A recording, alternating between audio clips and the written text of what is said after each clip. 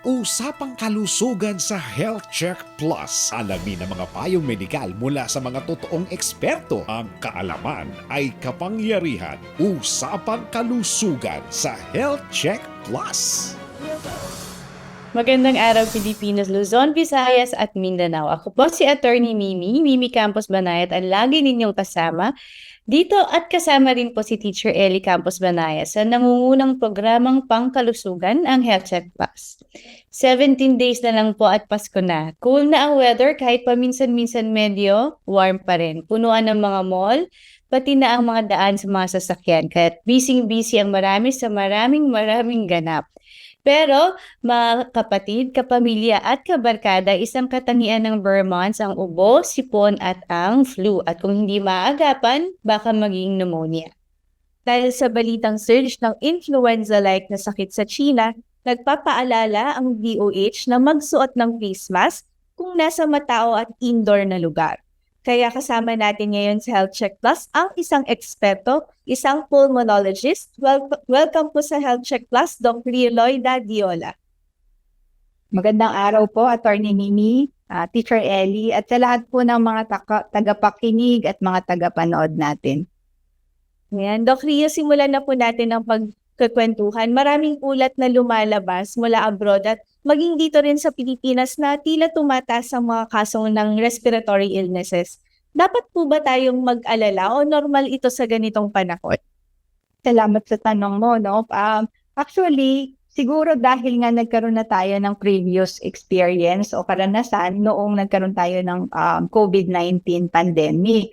Kaya maaari nasa mga agam-agam na po ng mga tao kung dapat ba itong maging pag-alalahanan or maging isa ba itong maging pandemic ulit, no? Pero usually kadalasan po ng mga ganito talagang panahon, katulad ng sinabi ni Attorney Mimi na dahil nga malamig na, andito na yung parang conducive or ito na yung panahon na maaari talaga tayong magkaroon ng mga respiratory illnesses, no? Dahil sa panahon, number one. Tapos, yun nga, dahil po tayo ay palagi nga pong nakakasalamuha sa mga ibang tao, kapag ka-crowded area, kapag po palagi tayong mga nakakakita or nakakasalamuha ng mga may ubo at sipon, mas madali din po tayong magkaroon ng mga ganitong illness, no? Tapos, ang isa pa is kapag po mahina yung ating resistensya. So, siguro kaya din yung mga tao ay nag-worry dahil nga panahon na naman at ganito din yung start ng ating COVID pandemic. Ang dami nga po ngayon, no, Doktora. Tanong ko lang din po, paano po ba natin malalaman sa dami po ng pwedeng respiratory illnesses? Paano po natin malalaman kung anong klaseng respiratory illness ang tumama sa atin? Halimbawa po kung COVID na ba ito, flu, pneumonia, o common cold lang?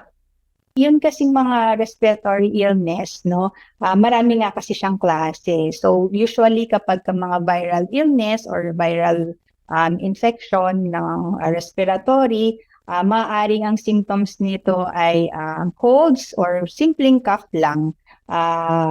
So kapag po yung mga bacterial pneumonia, no, maaari din tayong magkaroon ng fever or actually pagka mga viral illness, usually dapat short courses lang. Ibig sabihin, within 1 week or 5 days, natatapos din sila. Pero kung sakaling mga bacterial illness, maaring mas prolong yung kanila pong mga sintomas. So may mga iba pang respiratory illness which is common like TB, pero ang focus muna natin ngayon is yung sa panahon ng mga viral at bacterial pneumonia ngayong December months. Yun po. And Doc, siguro, yun, base na rin po doon sa tanong po ni Teacher Ellie, baka po, Doc, pwede nating i-share sa kanila. So, whether it's viral infection or viral respiratory illness or bacterial, na sabi niyo po mas matagal, ano po ba yung nakikita nating lunas po dito? Lalo na, Doc, di ba, parang gusto na nating gumaling para po makapag-party ngayong Vermont. Baka po, mayroon kayong advice ko. Ano pong lunas dito sa mga respiratory illnesses na ito? So, Attorney Mimi, meron pong kasabihan na prevention is better than cure. So siguro sa atin pong mga tagapakinig at taga-subaybay, no, sinabi na rin naman po ng ating DOH or government na magsuot ng mask, which is a prevention, no. Tapos kung sakali po na magkaroon po tayo ng mga ganitong simptomas, kung mga viral illness, ibig kong sabihin mga simpleng ubo, simpleng cough, humuhupa naman po sila if they just drink lots of fluid, kumain ng tama, no?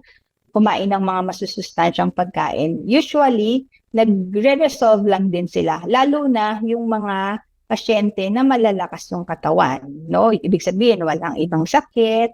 Pero po, kung sakali po na mga pasyente natin, yung mga matatanda, mga bata, tapos napapansin po natin na meron po silang mga kasamang hirap sa paghinga, mga lagnat, no? Tas nanghihina po. Siguro ito na po yung panahon na magpunta po tayo sa ating mga doktor para po mabigyan ng mga antibiotic or mga gamot po para sa hingal, no? Kasi minsan minsan kasi dahil halos pareho yung kanilang symptom na viral at bacterial, minsan nagpapatong din po sila, lalo doon sa mga merong ibang mga ibang tinatawag nating comorbids, mga ibang sakit. So, as early as siguro kung hindi pa din siya nawawala or paggrabe yung kanilang mga ubo, sipon, lagnat, from the third day pa lang, medyo mas grabe, maaari po na silang magpakonsulta sa ating mga doktor po, no? Mga espesyalista, ganyan. So, para mabigyan po sila ng karapat-dapat na mga gamot sa ubo, gamot sa mga antibiotic, ganyan, or para sa mga hinay, no?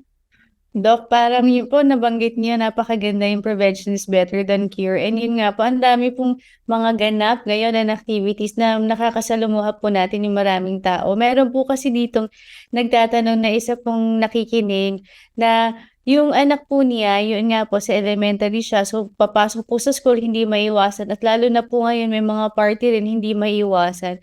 Paano po ba natin or ano po ba ang maituturo natin sa ating mga kabataan para or pati rin po tayo para makaiwas sa pagkahawa sa mga ganitong mga infections po?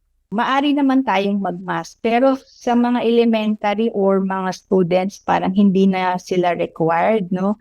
Na magsuot ng mask. Pero kung sakali po tayo mismo, meron po tayong mga nararamdaman na mga ubo, sipon, tayo na rin po sa sarili natin ang mag-mask para po hindi na din tayo makahawa. So yan po, number 1. Number 2, yung pong paghuhugas ng kamay. Pag po uubo tayo or hahatching, after po tayong magkaroon ng paghahatching or pag-uubo, kailangan po tayong maghugas ng kamay. Either mag-sanitize po tayo ng alcohol, tapos meron po tayong tinatawag na cough etiquette. So pag po wala tayong tissue, mas mainam po kasi kung tissue yung gagamitin. Kung wala po tayong tissue, ang gagamitin naman po natin yung sleeve, no? Yung ating sleeve po sa damit. Yan, opo, attorney, no?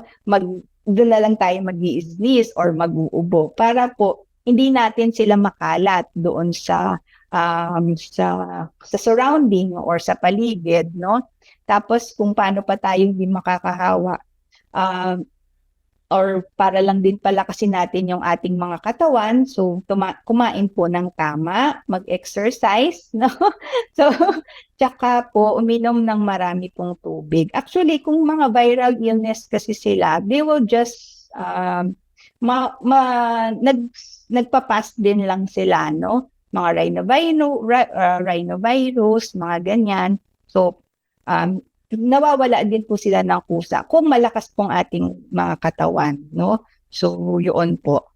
Dr. Rio, mabalikan ko lang po, no, kasi kanina nabanggit niyo po kung kailan sila pupunta sa isang eksperto. Tulad ng meron ng hingal, ganyan, o kaya gumagrabe. meron pa po bang ibang sintomas na dapat nabantayan tungkol sa kanilang ubo, sipon at hirap sa paghinga bago po kumonsulta sa isang tulad ninyong respiratory care expert?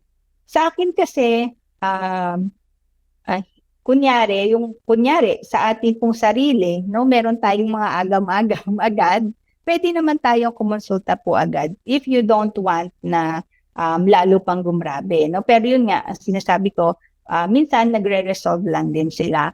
So, kunyari, yung pong ating mga kamag-anak or ating pong mga kakilala or tayo mismo, meron tayong ibang sakit.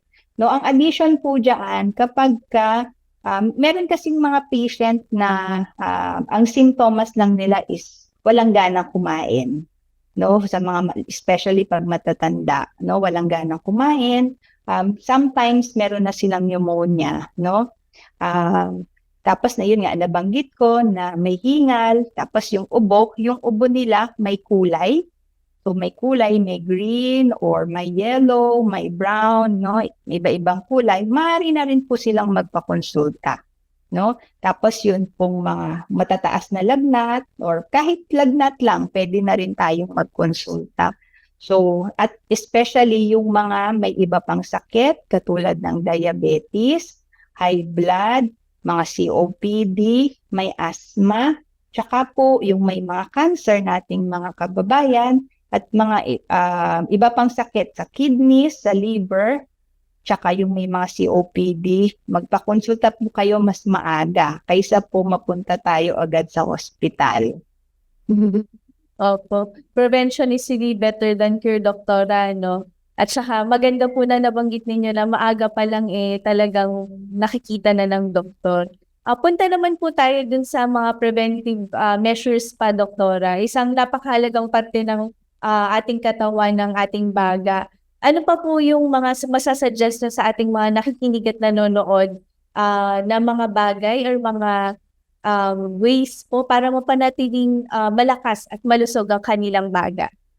Teacher Ellie, maganda po, no, kapag sa ating mga kababayan, maganda pong mag-ehersisyo para po lumakas yung ating baga. Kahit po mag-deep breathing exercises, humingang malalim, tapos exhale, yung tinatawag na deep breathing, mga 10 beses po, 3 times a day. Kahit nakaupo po tayo, pwede po natin gawin. Lalo na yung mga matatanda na parang wala naman, ay yung bang nasa bahay lang, so mag-deep breathing exercises po tayo. Tapos ang isa pa, may mga kababayan din po tayong mga naninigarilyo, no?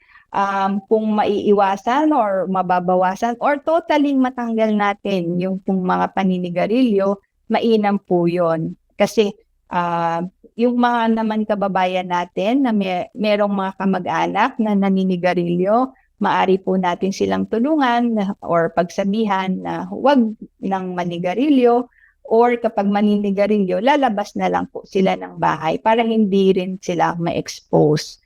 Especially pala yung rest, no? Dapat magkaroon po tayo ng mainam na tulog at yung rest po natin, no? Kung tatanungin po ninyo kung tulog, kung gaano katagal, pag po kasi may mga may edad na, yung tulog usually 8 hours, okay na. Pero sa atin, mga tulog natin, mga katulad na middle age group, mga 8 hours per day. So, magandang tulog na po yun. And Doc, yun po napag-uusapan po natin yung organ, yung ating lungs as an organ, yung ating baga. Doc, malaking issue din po ngayon ang lung cancer sa atin, sa mga Pilipino. Marami po tayong nakarinig na mga kasama, kakilala na mayroong lung cancer. Doc, meron po bang mga tao talagang high risk para po sa lung cancer? Attorney Mimi, no, nabanggit ko po yung paninigarilyo, no? Sila po yung mga high risk na meron na possibility na magkaroon ng lung cancer.